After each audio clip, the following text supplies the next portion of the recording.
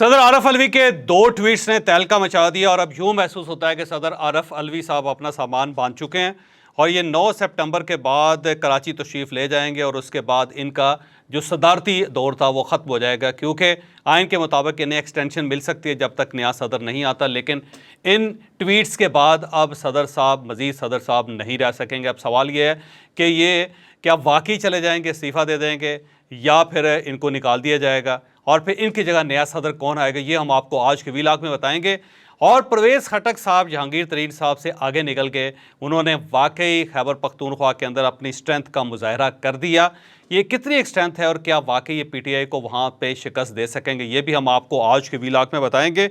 और इसके साथ साथ ये जो सियासी सिनेरियो डेवलप हो रहा है ये कहाँ पे जाके एंड अप होगा, ये भी हम आपको आज के व्लॉग में बताएंगे। कल अचानक सदर साहब की तरफ से एक ट्वीट आई और उस ट्वीट ने तहलका मचा दिया। उस ट्वीट में सदर साहब ने यह फरमाया कि मैंने अपने स्टाफ को कहा था कि आर्मी एक्ट जो ज़ाहिर कौमी असम्बली से और सेनेट से पास हुआ है उसको वापस भिजवा दिया जाए और इसके साथ साथ ऑफिशियल सीक्रेट एक्ट के अंदर भी जो तरामीम हुई हैं ये मेरे लिए काबिल कबूल नहीं है, आप इसे फौरी तौर पर पार्लियामेंट हाउस वापस भिजवा दें। लेकिन उनका कहना था कि मेरे स्टाफ ने मेरी बात नहीं मानी और वो मुझे ये इंप्रेशन देते रहे कि वो दोनों बिल्स वापस जा चुके हैं। लेकिन अब मुझे जाके पता चला कि मेरे स्टाफ ने मेरे साथ बददियानती की है या उन्होंने मेरे साथ ज़्यादती की है, उन्होंने वो नहीं किया जो उन्हें करना चाहिए था। लिहाजा अब ज़ाहिर है मैं माफ़ी मांगता हूँ उन लोगों से जो इन तरामीम की जद में आएंगे। तो उसके बाद सदर साहब की ये जो ट्वीट थी इसने वाकई पाकिस्तान के अंदर एक नया आइनी बहरान पैदा कर दिया, क्योंकि सदर है, इसमें कोई शक नहीं है और जब तक उसके दस्तखत किसी कानून पे ना हो वो कानून नहीं बनता। अब आइन ये कहता है कि जो कानून या जो तरामीम कौमी असम्बली और सेनेट से पास होंगी वो सदर साहब के पास आएंगी। अब सदर साहब उसके ऊपर दस्तखत करके या तो उसे कानून बना देंगे या फिर अगर वो काबिल कबूल के लिए नहीं है तो वो उसे वापस भिजवा देंगे। अगर वो वापस भिजवा देंगे तो फिर एक जॉइंट सेशन होगा जिसमें सेनेट और कौमी असम्बली दोनों इकट्ठी बैठेगी और फिर वो उस बिल को दोबारा पास करेगी और अगर वो पास हो गया तो फिर सदर साहब अब उसको छेड़छाड़ नहीं कर सकते, वो ऑटोमेटिक कानून बन जाएगा। और अगर सदर साहब इस बिल को वापस नहीं भिजवाते तो फिर सदर साहब के पास 10 दिन होंगे। इस 10 दिनों के अंदर अगर सदर साहब खामोश रहते हैं या कोई इंप्रेशन नहीं देते तो फिर ऑटोमेटिक उस कानून को कानून समझा जाएगा। इस मामले में सदर साहब खामोश रहे हैं, उन्होंने किसी जगह पे कोई हलजुल का मुजाहरा नहीं किया। अमूमन ये होता था कि सदर साहब के पास जब भी कोई बिल आता था तो सदर साहब फौरी तौर पे उसकी मंजूरी दे के ट्वीट कर देते थे कि फ़लाँ बिल मैंने फ़ौरन पास कर दिया है और उसके बाद वो बाकायदा वो कानून बन जाता था। और अगर उनके लिए काबिल कबूल नहीं होता था तो वो ट्वीट के ज़रिए उसे वापस भिजवाते थे, वो कहते थे मैंने वापस भेज दिया, मैंने रिजेक्ट कर दिया। इससे पहले कई मरतबा ऐसा हुआ कि सदर साहब की ट्वीट्स आईं और उससे पता चला कि कौन कौन से बिल हैं जो सदर साहब ने काबिल कबूल नहीं समझे और उसके बाद वो वापस चले गए। लेकिन ये वाहिद 2 कवानीन हैं जिनके ऊपर सदर साहब खामोशी इख्तियार करके बैठे रहे। अब इसमें 2 चीज़ें हो सकती हैं। पहली चीज़ तो ये हो सकती है सदर साहब का ख्याल शायद ये हो कि इसमें इमरान खान साहब या फिर शाह महमूद कुरैशी साहब इसकी जद में नहीं आएंगे, या ये भी हो सकता है कि उनका ये ख्याल हो कि हो सकता है कि पीटीआई इन कवानीन को या इन तरामीम को बर्दाश्त कर जाए और मेरे ऊपर किसी किस्म का प्रेशर ना आए। लेकिन जब इमरान खान साहब के ख़िलाफ़ एक नया मुकदमा बना ऑफिशियल सीक्रेट एक्ट के तहत साइफ़र के केस में, और जब ये पता चला कि इमरान खान साहब की गिरफ़्तारी डाल दी गई, अब वो तोशा खाने के केस में भी गिरफ़्तार है और साथ ही वो ये जो ऑफिशियल सीक्रेट एक्ट है यानी साइफ़र का जो केस है उसके अंदर भी गिरफ़्तार हो चुके हैं। फिर जब शाह महमूद कुरैशी साहब की गिरफ़्तारी हुई और उसके बाद असद उमर साहब के लिए छापे पड़ने शुरू हुए, फिर असद उमर साहब भी गिरफ़्तार हो गए, तो साथ ही पीटीआई की तरफ से सदर साहब की मज़म्मत शुरू हो गई। सदर साहब को महसूस हुआ कि अब क्योंकि मैंने घर भी जाना है और अब अगर मैं यहाँ पे कुछ स्टैंड नहीं लेता तो कराची में लोग मेरे घर का घेराव कर लेंगे और फिर मैं वहाँ पे आज़ादी से घूम फिर नहीं सकूँगा। और ये भी हो सकता है कि पीटीआई के लोग मेरा नाटका बंद कर दें, वो मेरा हुक्का पानी बंद कर दें। तो सदर साहब ने उसके साथ ही एक ट्वीट ठोक दी और उसने ज़ाहिर एक नया आइनी बहरान पैदा कर दिया। अब इस ट्वीट पे 2 रद्द अमल है। एक रद्द अमल जो है वो हुकूमत की तरफ से है या आज की जो अपोजिशन पार्टीज़ हैं उनकी तरफ से है।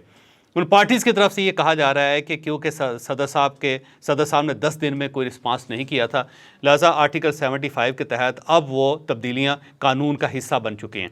अब उन्हें इस कानून को तब्दील नहीं किया जा सकता। सदर साहब को उससे पहले बोलना चाहिए था या फिर उन्हें रिजेक्ट करना चाहिए था और वो उन्होंने नहीं किया।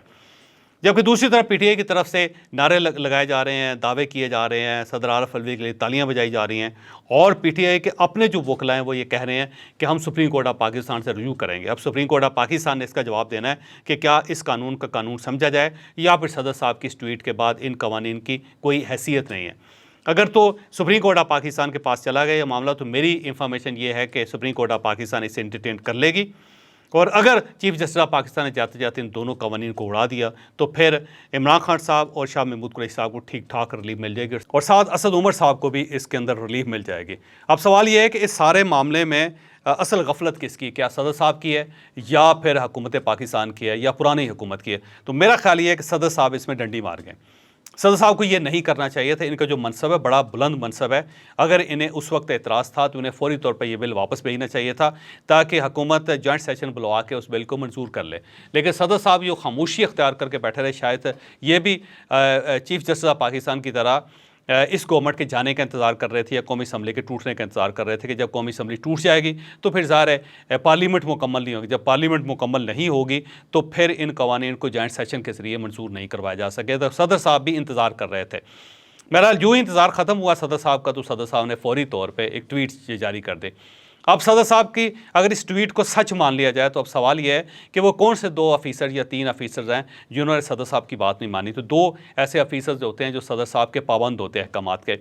पहले मिलिट्री सेक्रेटरी होते हैं जो ज़ाहिर ब्रिगेडियर लेवल के एक ऑफिसर हैं।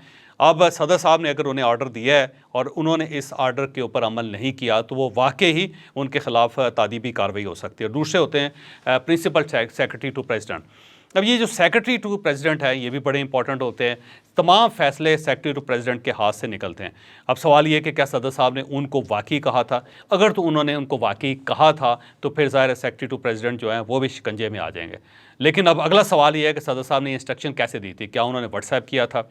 अगर उन्होंने व्हाट्सएप किया था तो फिर डेफिनेटली सदर साहब को प्रूफ देना पड़ेगा और अगर उन्होंने लिख कर दिया था अपने स्टाफ को तो फिर उन्हें बताना पड़ेगा कि मैंने फ़लाँ लेटर जारी किया था और लेटर की कापी उन्हें प्रोवाइड करनी पड़ेगी।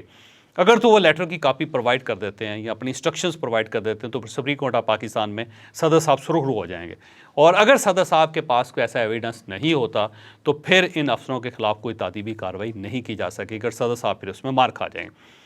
अब यहाँ पे एक और नुक्ता भी ये पैदा होता है कि अगर सुप्रीम कोर्ट ऑफ पाकिस्तान सदर साहब के मौक़िफ़ को मान लेती है तो फिर ये कवानीन कहाँ स्टैंड करते हैं। फिर ये कवानीन वाकई स्टैंड नहीं करते। फिर इमरान खान साहब, शाह महमूद कुरैशी और असद उमर साहब को इसका फ़ायदा हो जाएगा। लेकिन ये सारी चीज़ें जो होंगी आज सुप्रीम कोर्ट ऑफ पाकिस्तान में डिस्कस होंगी तो फिर ही कुछ कहा जाएगा कि इसका आगे मुस्तकबिल क्या है। लेकिन जहाँ तक सदर पाकिस्तान का मुस्तकबिल है तो मेरा ख्याल ये है कि सदर पाकिस्तान को इससे पहले इस्टेब्लिशमेंट की तरफ से और जो पुरानी हुकूमत है उसकी तरफ से एक अंदिया दिया गया था कि अगर आप रिटायर होते हैं, जो 9 सितंबर को उन्होंने हो जाना है, तो उसके बाद जब तक अगला सदर नहीं आता उस वक्त तक आप सदर की हैसियत से ऐवान सदर में रह सकते हैं। क्योंकि कानून के अंदर और आइन के अंदर कोई गुंजाइश नहीं है कि जब पीछे इलेक्टोरल कॉलेज मुकम्मल ना हो, सूबों के अंदर हुकूमत ना हो तो ज़ाहिर सदर का इंतखाब मुश्किल हो जाता है। तो कानून के अंदर कोई ऐसी गुंजाइश नहीं है कि अगर सदर मुंतखब नहीं होता तो फिर उसकी जगह को केयर टेकर प्रेसिडेंट बनाया जा सके। तो वो क्योंकि केयर टेकर प्रेसिडेंट की कोई गुंजाइश नहीं है तो फिर यही है कि जो पुराना सदर है वो नए सदर के हलफ तक वो कायम रहेगा। तो आरिफ अलवी साहब के पास टाइम था कि ये मज़ीद 7, 8, 9 महीने सदर रह सकते थे। लेकिन इस ट्वीट की वजह से मेरा ख्याल है इनका मुस्तकबिल मखदूश हो गया। अब 9 सितंबर के बाद इन्हें घर जाना पड़ेगा। मेरी एक इन्फॉर्मेशन ये भी है कि सदर साहब हो सकता है कि उससे पहले ही मुस्ताफ़ी हो जाए, क्योंकि सदर साहब अब गुंजाइश पैदा कर रहे हैं अपने इस्तीफ़े की कि इस्तीफ़ा दे के PTI की तरफ से तालियां बजवा के ये कराची वापस चले जाए और उसके बाद जब इमरान खान साहब बाहर आएँ तो ये उनके कंधे के साथ कंधा जोड़ के बैठ जाएँ, क्योंकि फिर इनकी गुंजाइश पैदा हो जाएगी कि इन्होंने बड़ा करैक्टर का मुजाहरा किया। लेकिन अगर ये ऐवान सदर के साथ टिके रहते हैं तो फिर इनका भी हशर वही होगा जो परवेज़ खटक साहब का या जहांगीर तरीन साहब का हुआ। तो मेरी इंफॉर्मेशन ये है कि सदर साहब इस्तीफ़ा देना चाहते हैं और ये मुस्ताफ़ी हो के एक ताली बजवा के कराची अपने घर वापस जाना चाहते हैं। अब ये वाकई होते हैं या नहीं होते इसका फ़ैसला भी आने वाले 2-3 दिनों में होगा। अब सवाल यह है कि सदर साहब के बाद कौन सदर होगा, तो उसका एक ही जवाब है कि सादिक संजरानी साहब जो इस वक्त चेयरमैन सेनेट हैं वो आइनी और कानूनी हैसियत से सदर साहब की गैर मौजूदगी में सदर बन सकते हैं। तो मुझे यूँ महसूस होता है कि सादिक संजरानी साहब का दाव लगने वाला है, ये 9 महीनों के लिए सदर बन सकते हैं और शेरवानी उनके पास पहले से मौजूद है। तो अब शेरवानी सीधी करें और ऐवान सदर जाने का इंतज़ार कर लें और इनकी जगह जो डिप्टी चेयरमैन होंगे वो अब चेयरमैन की हैसियत से काम करते रहेंगे और जब नए सदर का इंतखाब हो जाएगा तो साजिद संजरानी साहब वापस चेयरमैन सेनेट बन जाएंगे। और नए सदर के लिए ज़ाहिर है सूबों के अंदर सूबाई हुकूमतों का होना ज़रूरी है, जो इस वक्त चारों सूबों में मौजूद नहीं, तो सदर साहब का इंतखाब नहीं हो सकेगा। तो साजिद संजरानी साहब जो हैं उनके अब सदर बनने के चांसेस बिल्कुल साफ नज़र आ रहे हैं कि वो कुछ अर्से के लिए वो सदर बन सकते हैं। अब बड़ी दिलचस्प किस्म की सूरत हाल होगी कि प्राइम मिनिस्टर बलोचिस्तान से, सदर पाकिस्तान भी बलोचिस्तान से, और ये बड़ी अच्छी बात है। छोटा सूबा है, महरूम सूबा है, उसको ये मौका मिलना चाहिए। अब अगला सवाल ये है कि असद उमर साहब का क्या बनेगा, क्योंकि इससे पहले जब इमरान खान साहब की गिरफ्तारी डाली गई, शाह महमूद कुरैशी साहब को गिरफ्तार किया गया, तो असद उमर साहब को टच नहीं किया गया और ये ख्याल किया जा रहा था कि असद उमर साहब एक फ़ौजी बैकग्राउंड की वजह से शायद बच जाएंगे। लेकिन जब असद उमर साहब की गिरफ्तारी हो गई है तो अब मेरा ख्याल है 2 और लोग हैं जिनकी गिरफ्तारी का इम्कान मौजूद है। अब ये जो 2 लोग हैं ये मैं आपको आज शाम तक बताऊंगा, क्योंकि उसकी वजह ये है कि ये ना हो कि मेरे कहने के बाद वो गिरफ़्तार हो जाएं और ये बला मेरे गले पड़ जाए। तो 2 और लोग ऐसे मौजूद हैं जिनकी गिरफ़्तारी इसी चक्कर में, साइफ़र के चक्कर में होने का इम्कान है मौजूद है। और अगर वो भी गिरफ़्तार हो गए तो फिर इमरान खान साहब की कंपेन चलाने के लिए बाहर कोई शख्स मौजूद नहीं होगा, जो मेरा ख्याल है इमरान खान साहब के लिए खासा ख़तरनाक होगा। तो सदर साहब ने इमरान खान साहब की फेवर करते करते इमरान खान साहब के लिए मज़ीद कांटे बो दिए हैं। अब सियासत जो है इमरान खान साहब के लिए एक बहुत अच्छी फूलों की सेज नहीं रहेगी। यहाँ पे मैं परवेज़ खटक साहब का भी जिक्र करता चलूँ कि परवेज़ खटक साहब ने खैबर पख्तूनख्वा में कल एक जलसा किया और ये पहला जलसा है उनका पीटीआई छोड़ने के बाद। और ये जलसा गो अगर बहुत ज़्यादा भी अच्छा नहीं था तो बहुत बुरा भी नहीं था। इन्होंने वैसे अपनी स्ट्रेंथ का मुजाहरा कर दिया है और इनको देखते हुए जहांगीर तरीन साहब को अब पंजाब के अंदर कुछ ना कुछ करना पड़ेगा।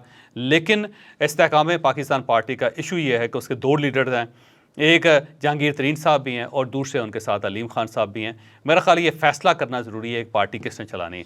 अगर ये अलीम खान साहब को मिल जाएगी तो अलीम खान साहब ज़्यादा ताकत के साथ इस पार्टी को चला सकते हैं। उसकी 2 वजूहात हैं, एक तो वो फिज़िकली फ़िट हैं और जवान आदमी भी हैं, जहांगीर तरीन साहब की सेहत ठीक नहीं है, और दूसरा ये है कि अब वो ज़्यादा बुज़ुर्ग भी हो गए हैं।